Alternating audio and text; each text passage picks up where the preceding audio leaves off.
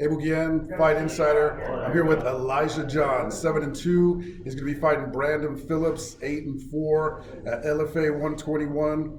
Usually lead off, Elijah, like speaking, a little bit about you, but we'll talk a little bit about, the weight cut and, just kind of like our new normal. We found out that you had COVID, so talk a little bit about how you had to deal with that coming into this fight. Yeah, went down to Kansas, trained while having COVID. So I was curious why I was short of breath. I thought it was the air or something.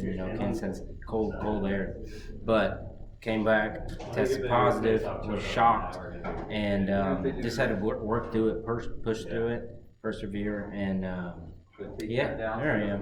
We're all human. There's a lot of people who've had it. Unfortunately, it's been fatal for some people, but I'm lucky enough to be all right, make it through it.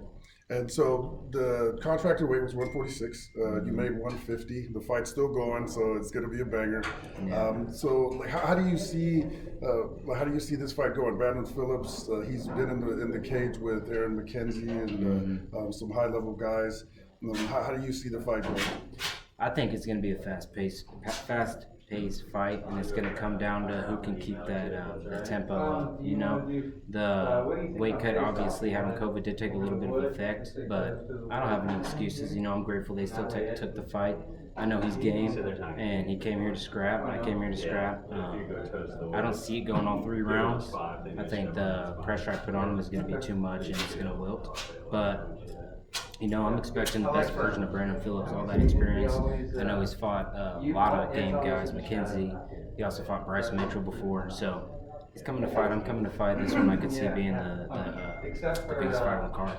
And let's talk a little bit about yourself. I did see you post a little bit about Ultimate Martial Arts and Fitness. So let's give a little bit of love to them. We see you and Myers get out there a lot. Yeah, shout out Ultimate Martial Arts, Chris Rangel. Actually, our cousin grew up with us, was a wrestler for Newton Railers. Shout out Newton Railers, 316. So just giving back, giving some love to my hometown. I never forget where I'm from Kansas. Got the wrestling in my back pocket. Always happy to go down there. They got a great program for the kids.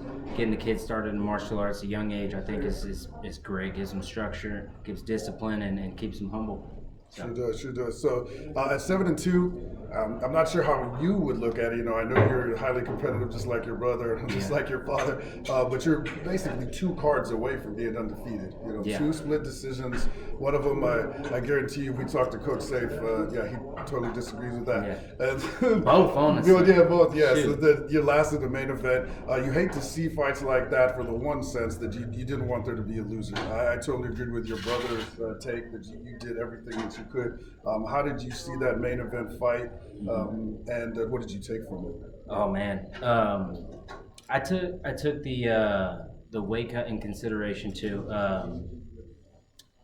I just came out slower. I didn't get started until the 3rd round. I look at that fight as I ran out of time, but I'm also not giving any excuses. Bruno came to fight. That was a hell of a year. I tip my hat to him. He's in the UFC now. Won the belt after that fight, and just I don't have any hatred. I learned so much about myself through that fight.